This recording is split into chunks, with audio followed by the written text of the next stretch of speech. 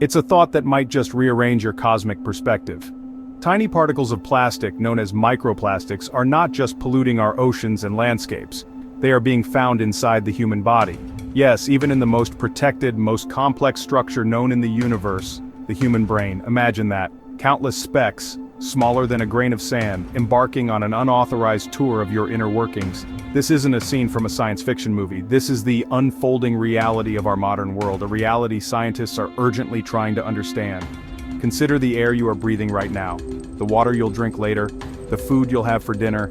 Each could be a delivery vehicle for these persistent particles. From the snows of Mount Everest to the crushing depths of the Mariana Trench, microplastics have made their mark. And now, they've made it into us. We, who look to the stars and ponder our place in the cosmos, are intimately connected to this terrestrial pollution. Every sip, every meal, every breath, potentially adds to this internal collection. The journey of these plastics into the sanctum of our bodies is a testament to their insidious nature. Let's delve into the world of microplastics. What exactly are these microplastics we speak of? Picture something tiny. Now think smaller. Microplastics are defined as plastic particles less than 5 millimeters in length. That's about the size of a sesame seed, or even smaller. Many are so minuscule they are completely invisible to the naked eye, requiring powerful microscopes to be seen. They aren't a single substance, but a diverse family of synthetic polymers. Polyethylene, the stuff of plastic bags and bottles. Polypropylene, used in containers and car parts. Polystyrene, found in disposable cutlery and foam packaging.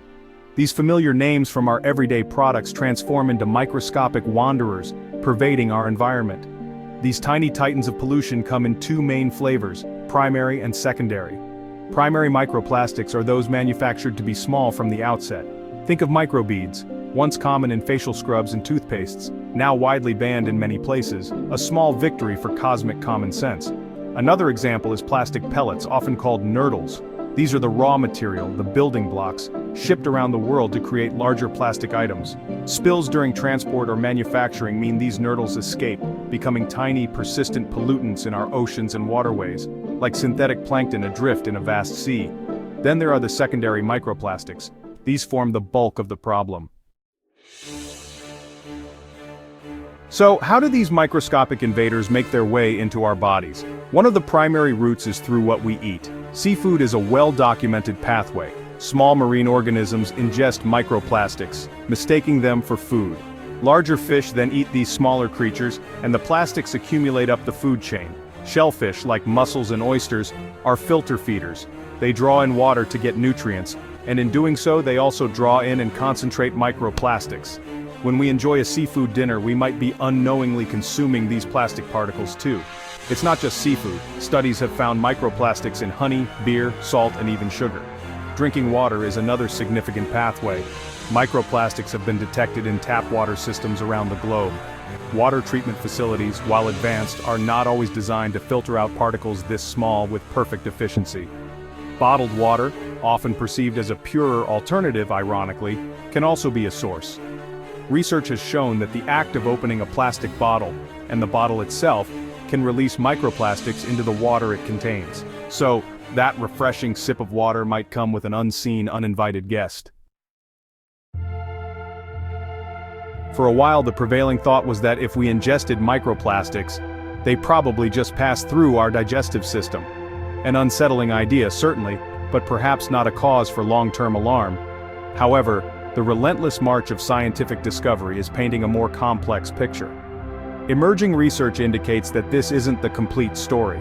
Microplastics are not merely transient visitors, they are being found embedded within human tissues and organs. This means they have the ability to cross biological barriers and take up residence within us, shifting our understanding of their potential impact significantly. This is a game changer. The evidence is mounting. Scientists have identified microplastic particles in human lung tissue, a finding consistent with the inhalation pathway we discussed. Our lungs, designed for gas exchange, are capturing these synthetic particles. Section 5. Whispers from the lab: potential health alarms. What are scientists observing in controlled laboratory settings? When human cells are exposed to microplastics in petri dishes, the reactions are concerning. These cells often show signs of stress. Inflammation is a common response, the body's natural reaction to injury or foreign invaders. Oxidative stress, a kind of cellular rusting process, has also been observed, which can damage cellular components. In some cases, there's even evidence of damage to DNA, the very blueprint of life. These are clear distress signals at the cellular level. Of course, a cell culture in a lab is a simplified model, not a complex human body. But these are the initial whispers, the early warnings that the universe often provides before a problem becomes undeniable. Animal studies provide further, more complex insights. When laboratory animals such as mice or rats are fed or exposed to microplastics, researchers have documented a range of effects. Section 6. The plastic tide. Why the problem is swelling. Why is this issue of microplastics becoming increasingly prominent? A primary driver is the absolutely staggering and still accelerating rate of global plastic production. We are creating more plastic than ever before in human history. This production has grown almost exponentially since the mid-20th century. More plastic manufactured inevitably means more plastic waste generated. It's a straightforward equation with profoundly complex environmental consequences. We have engineered a material designed for durability, capable of lasting for centuries, yet we frequently use it for mere minutes, for packaging, for a disposable cup, for a single-use utensil. This fundamental mismatch between the lifespan of the material and its typical use span lies at the very core of the plastic pollution crisis. This surge in production is coupled with what can only be described as a global throwaway culture. Single-use plastics in particular are a major culprit. Think of all the packaging that encases our food and consumer goods, the plastic bottles for water and soft drinks, the disposable cutlery and straws. Section 7. Our individual toolkit, fighting microplastics at home. Faced with a challenge of this magnitude, it's easy to feel overwhelmed, like a single stargazer trying to count every star in the Milky Way. But individual actions, when multiplied by millions, can create a powerful force for change. The journey to reduce microplastic pollution begins with each of us, in our daily lives. One of the most impactful steps is to consciously reduce your personal plastic footprint. This means making deliberate choices. Opt for reusable items whenever possible. A durable water bottle instead of single-use plastic ones. A travel mug for your coffee. Sturdy shopping bags instead of flimsy plastic carriers. Every time you refuse a piece of single-use plastic, you're casting a vote for a less plastic-intensive world. Consider your clothing choices and laundry habits. Many of our clothes are made from synthetic fabrics. Polyester, nylon, acrylic, spandex. These materials shed microscopic plastic fibers or microfibers every time they are washed. These fibers are a significant source of microplastic pollution in our waterways. You can make a difference by washing these clothes a little less often if appropriate. Use a colder wash cycle, which can be gentler on fabrics. Section 8. Beyond our doorsteps, societal shifts for a cleaner future. While individual actions are crucial, the scale of the microplastic problem demands broader systemic changes. We need to look beyond our own homes and advocate for societal shifts. Corporations must take greater responsibility for the life cycle of their products. This means embracing innovative design principles to reduce plastic content, and utilizing more recycled materials in manufacturing processes. Policies like extended producer responsibility can make companies accountable for waste. Governments must invest in and upgrade waste management and recycling infrastructure.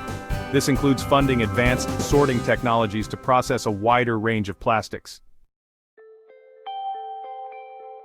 Section 9. A hopeful horizon, charting a course away from plastic overload. The challenge posed by microplastics is undeniably immense. Their pervasive presence, from the deepest oceans to our own cells, can feel daunting. The problem is complex and deeply intertwined with our modern way of life. But humanity is defined by its capacity to understand, innovate, and solve problems. We have faced enormous challenges throughout history. We unlocked the secrets of the atom, mapped the genome, and explored the stars. We are capable of extraordinary achievements when united.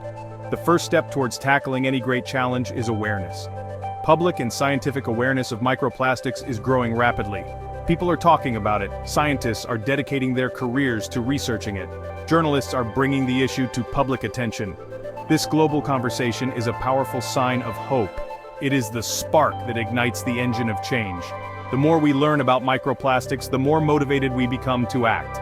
This knowledge is a call to empowerment. Every action, no matter how small, contributes to a larger movement.